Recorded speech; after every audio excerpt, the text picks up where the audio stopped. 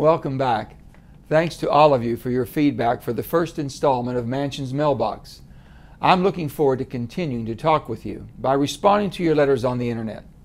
Our first letter this week comes from Brianne from Princeton, who will be turning 18 in May. She writes, I find the financial crisis that our country is in very serious and frightening. Within the last decade, our country's credit went unchecked and got out of control. Thousands of people took out and were approved loans they could not afford. Credit is a good thing that often promotes new jobs and economic growth. However, like the United States has shown, poor and irresponsible use of credit can be disastrous. If the government keeps bailing out banks for making the same mistakes, they are putting our whole country in debt and lowering the value of the dollar. I would like to know where you stand on this issue and how you plan to help the graduating class and our whole state. I would like to see you vote against raising taxes by large amounts, and I would like to see you hold people accountable for their actions. Well, Brianna, thank you. And let me just say, first of all, when I was governor of West Virginia, we put our priorities first based about who we are and our values.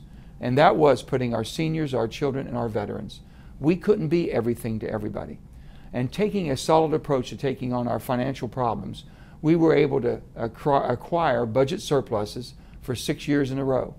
We were able to increase our credit rating on Wall Street 3 years in a row, which is unheard of in this recession. I've always said, if you want to help others, which we do, if you're in politics or if you're a family member, you want to help other people, you have to keep yourself strong, not just physically and not just mentally, but financially also. And that's what we've been trying to do in West Virginia, is get ourselves financially strong so we could take care of ourselves. Now it's time to get our fiscal house in order. We need a balanced budget in Washington, and there can be exceptions for war and disasters and natural disasters. There needs to be a fairness to the tax system. We need to make sure that everybody is paying, and especially the rich, the very, very wealthy, who've gotten the best break in the tax loopholes that we have right now. Those have to be closed. You don't have to raise the tax rates. You just have to make sure that everyone's paying. And business taxes, as far as in America, when you have corporations that are able to go offshore to create jobs offshore in other countries, to make money by selling the product back to America, we've got to stop that. We've got to make sure that we start rebuilding America with American jobs. You've got to stop the waste, fraud, and abuse that's in the system. Last year, the GAO, the General Accounting Office, said that $125 billion were misspent. That's a tremendous start in fixing our financial problems. So as I've said again, we have to continue to rebuild America, not Afghanistan or other countries we're at war with, fight terrorism wherever it may take us, but come back home and do what we need to do. Our second letter comes from Scott in Harrison County, and he writes, I would like to thank you for your support and co-sponsorship of the Fair Compliance Act that you recently introduced. The act is a step in the right direction for not only my industry, but for the coal mining, construction, and associated industries. Many good-paying union jobs will be saved, and many new ones will be created upon passage of this act.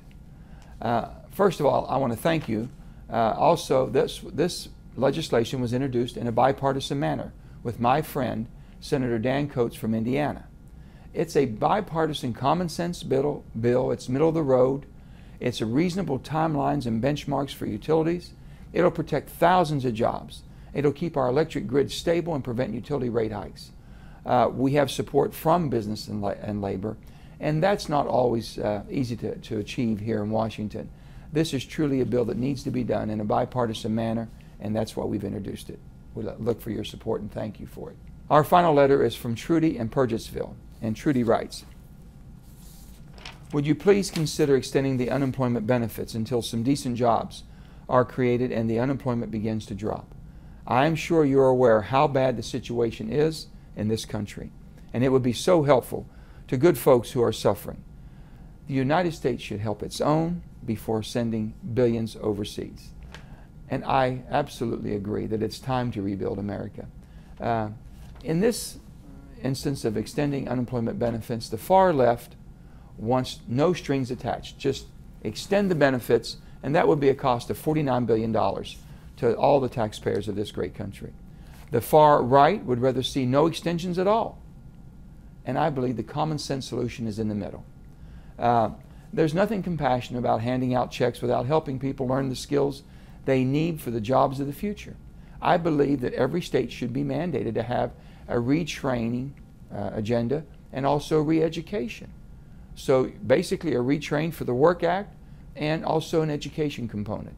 We have to be prepared for the jobs of the future, and that's why we must retrain our workforce.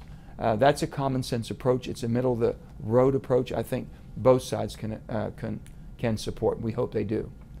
I want to thank you all again for tuning in, and I look forward to sharing more letters in the coming weeks.